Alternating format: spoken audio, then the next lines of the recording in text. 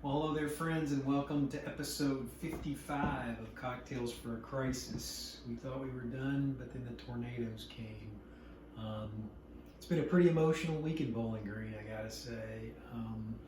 Just the loss, the devastation, walking through the sites is pretty overwhelming. Trying to not do that too much. And then just the kindness, the loving kindness that people have shown to each other in this town, and then from our neighbors all over the state and the region and nationally and internationally has just been overwhelming. Thanks to all of you who contacted us, who texted us, who called us to make sure we were okay. We're fine. Our family is fine. We have friends who finally got power back last night. Most of our friends, that's the challenge they have, is damage to homes and not having power. But hundreds of homes were over 1,000 homes were damaged. Hundreds were destroyed, as I understand it. We think 17 people have died in our county. I think the total for the state is 78. So it's pretty awful. So I'm going to keep doing this for a few weeks to try to keep this on your radar, because I hope you'll keep us in your thoughts, and I hope you'll continue to send money.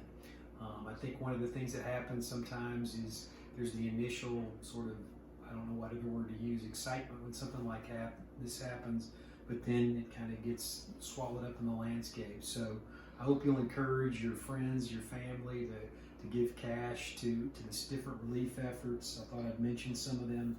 Team Western Kentucky Tornado Relief is the big one the governor started. There's a great one if you want to give to the Bowling Green community. If you go to wearebgstrong.com, that's all mushed together, wearebgstrong.com. There's 5 or 6 options to give to our community, which we'd appreciate. And then one of my favorites, Presbyterian Disaster Assistance, is another great way that you can help.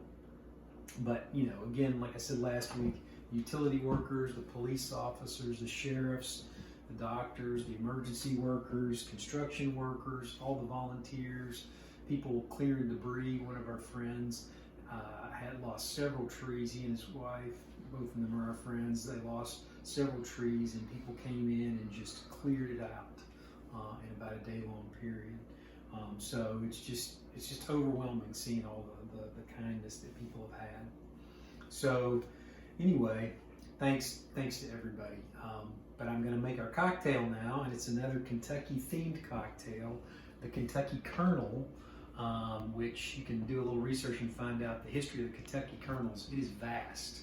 It is vast. I can't even distill it down. I don't think there's any racism to it. I was worried about that, and that's why I looked it up. I couldn't find anything on that, so hopefully this will be an uplifting cocktail for me to make. I know it's going to be delicious. So tonight's cocktail has some of my favorites. Bourbon, of course, since it's a Kentucky cocktail. It's also got Benedictine. That's one that you'll remember from last year that I liked a lot. And then my little twist is I'm going to put a little orange bitters in there. So first off, you take 2 1/4 ounce or a heavy 2 ounces of bourbon. We're using Buffalo Trace. Put it in your mixing glass. And then we're going to take about 3/4 ounce of Benedictine. Remember, this isn't that expensive, and it'll last you a long time. It's mostly you're using it for the herbaceous flavors in there. About 3/4 ounce. It's kind of sweet. All that in there. May have had a little too heavy of a pour, and then we'll do a shake of orange bitters. There you go. And then ice. And remember, you don't have to use the good ice when you're doing the mixing glass. You just use the regular ice as long as the water is filtered. And apparently you don't have to use a scoop for the ice anymore, Rob? No, I just decided to use my hand this time. That's right. It's not like there's another variant that's coming or anything like that. COVID's over, right? It's all about tornadoes now. So you stir for about 30 or 40 seconds to get it really nice and cold. It's going to be delicious. I've got a martini glass in the freezer that we'll pour into. We'll keep it nice and cold too. You can see the ice forming there on the side a little bit. See that? All right. And then I got this cool new spoon that my friends Todd and Thea gave me. It's made out by this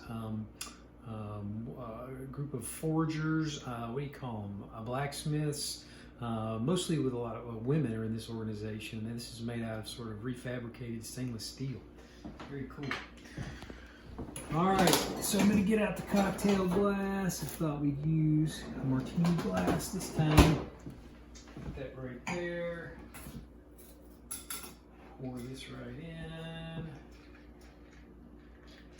That nice brown bourbony color. Oh, you can see the little ice flecks on top. My favorite. And then we're going to garnish it with a lemon twist. I use the vegetable peeler. That's kind of my go-to thing because you can really get it nice and thin and not get it, and you can avoid most of the white. A little bit of the white on there. The white's what makes it better. So we'll twist that up like that. All right, the Kentucky Colonel. So here's to all the volunteers, here's to all the people that have made meals for people, that have had people stay at their house, that have cleaned out people's yards, that have fixed electric lines, that have driven people around, that have taken care of pets, that have done all that stuff and more. Here's to all of you. I love Bowling Green. Cheers. It's a winner.